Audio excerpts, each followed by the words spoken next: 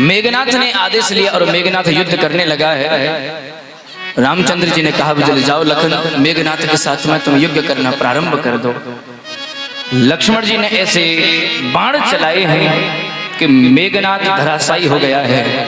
गुप्त रूप से जब प्रहार करने लगा, मेघनाथ विचार करने लगा, बोले अब मुझे कोई भी नहीं बचा पाएगा, तो क्या करें? बोले इसके पास में जो शक्ति है वीर घातनी शक्ति, वीर घातनी शक्ति का प्रयोग लक्ष्मण जी के ऊपर किया है। और जैसी वो शक्ति लगी है लक्ष्मण जी को मूर्छा आ गई है। लक्ष्मण जी को मूर्छा आई तो मेघनाथ ने अपने सैनिकों को आदेश दे दिया, बोले जाओ इनको उठा करके लाओ। लक्ष्मण जी को कोई उठा न सका। मेघनाथ स्वयं आया लक्ष्मण जी को उठाने के लिए, लेकिन उठा न सका। क्यों? सकल जगत आधार। अरे भैया ये धरती के आधार हैं लखन लाल जी, इनको भला कोई उठा सकता? हनुमान जी महाराज आए हैं। हनुमान जी महाराज ने मेघनाथ के ऊपर हमला किया है, एक तरफ फेंक दिया है और लखन लाल जी को गोद में उठा करके राम जी के पास में लेकर के गए हैं। मेघनाथ ने जब हनुमान जी का ये स्वरूप देखा तो विचार करने लगा, रे जिस लखन को मैं नहीं उठा सका एक बानर उठा करके ले गया।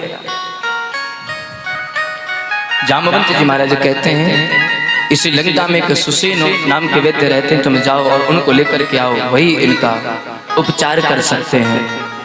हनुमान जी महाराज गए हैं और गए और जाकर के उन्हें घर के सहित ही उठा करके ले आए, पूरे घर के सहित। किसी ने पूछ लिया घर सहित क्या उठा करके लाए महाराज? अकेले ले आते। बोले क्या पता भैया रावण का वैद्य है। कहने लगे बोले महाराज तुम मुझे तो अकेले ले आए, मुझे दोबारा जाने तो, दवाई तो घर पर रहेगी। बोले अब दवाई का काम ही नहीं रहेगा, पूरे घर को ही ले चलो। मेडिकल स्टोर भी साथ में ले आए, क्लिनिक के साथ। दूसरी बात ये भी थी, बोले रावण कहने लगे बोले तू वहां क्यों गया भाई, तुम वहां क्यों गए? तो कम से कम ये कह तो देंगे बोले महाराज हमारे घर के सहित उठा करके ले गए, हम नहीं गए अपने मन से, हमें जबरदस्ती उठा करके ले जाया गया। ठीक है, सुसेन वैद्य को लेकर के लाया गया। सुसेन वैद्य ने कहा कि सूर्योदय से पूर्व एक संजीवनी नाम की औषधि बूटी अगर लेकर के लाई जाए तो इनका उपचार किया जा सकता है। जैसे ये बात सुनी है सूर्योदय से पूर्व, तो रामचंद्र जी का वो कंठ जो अवरुद्ध हो गया है, विचार करने लगे ये न जाने अब क्या होगा। हनुमान जी महाराज कहते प्रभु आप निश्चिंत हो जाइए, चाहे कुछ भी क्यों ना हो जाए, मैं लखन लाल जी को कुछ भी नहीं होने दूंगा। संजीवनी बूटी मैं लेकर के आ जाऊंगा। अगर लखन लाल जी को कुछ हो भी गया तो मैं चंद्रमा को निचोड़ करके अमृत प्रकट करके इनको मैं जीवित कर दूंगा, आप परेशान मत होइए। हनुमान जी महाराज उड़ करके गए हैं। कुछ लोग कहने लगे बोले क्या हनुमान जी को अभिमान है? बोले अभिमान नहीं है, श्री रामचंद्र जी की निराशा की स्थिति में इसलिए उनका उत्साहवर्धन कर रही है।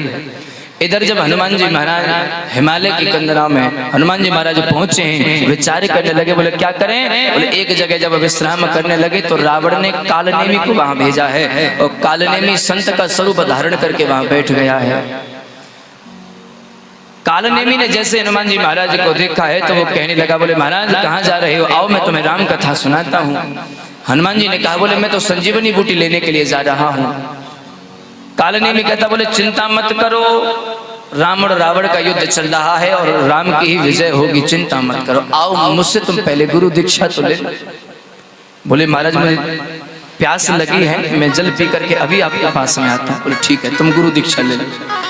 जैसे हनुमान जी महाराज सरोवर में पानी पीने के लिए गए हैं, वहां जाकर के देखा कि एक मकरी है।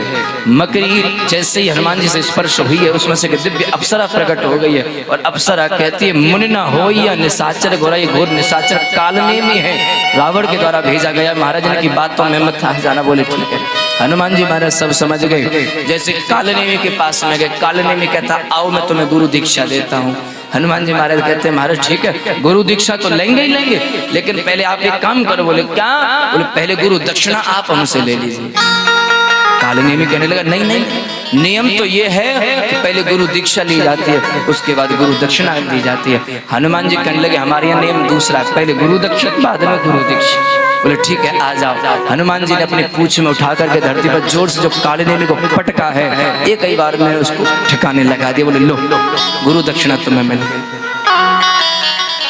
कुछ लोग ऐसे ही समाज में होते हैं जो कालनेमी की तरह भ्रमण करते रहते हैं, और ऐसे लोगों पर, ऐसे संतों पर कभी भी हम लोगों को विश्वास नहीं करना चाहिए। जो केवल भगवान की भक्ति का, भगवान का भजन का केवल दिखावा करते हैं और भगवान के भक्त बन करके बैठ जाते हैं। बहुत से लोग देखे होंगे लंबे लंबे तिलक लगा लेते हैं, लेकिन अंदर देखें तो आचरणहीन है, सदाचार से हीन है। कौन है वो? काल नेमी ही। हनुमान जी महाराज हिमालय पहुंचे हैं, देखा बोले संजीवनी बूटी है कौन सी, समझ में नहीं आया तो पूरे पर्वत को उठा करके दौड़ने लगे। भरत जी महाराज ने जब देखा, अरे राम राम राम, जिस तरफ मेरे राम गए ये तो उसी तरफ जा रहे, कोई निशाचर तो नहीं है। बिना फल वाला जैसे बाण मारा है तो हनुमान जी महाराज राम राम कहते हुए धरती पर गिरे हैं, मूर्छाई है। भरत जी महाराज ने देखा, अरे राम राम कह करके ये गिरे हैं, ऐसा लगता है ये तो मेरे राम के कोई भक्त हैं। संकल्प लिया, अगर मैंने जीवन भर केवल राम जी को ही अपना इष्ट माना है, सर्व माना है, तो ये खड़े हो जाएंगे। हनुमान जी महाराज खड़े हो गए हैं, एक दूसरे की चर्चा हुई है। हनुमान जी ने बताया है कि लक्ष्मण को शक्ति लगी है, मैं संजीवनी बूटी लेकर के जा रहा हूँ। भरत जी को ऐसा लगा, मानो अरे मैं इतना कुटिल हूँ, इतना बड़ा पापी हूँ, मैं राम जी के कार्य में किसी में काम नहीं आ सका, लेकिन विघ्न जरूर बन जाता हूँ। उन्होंने कहा, मैं तुम्हें बाण पर बैठ करके चले जाओ, मैं तुम्हें बाण पर बैठा करके भेज देता हूँ, कहीं देर ना हो जाए।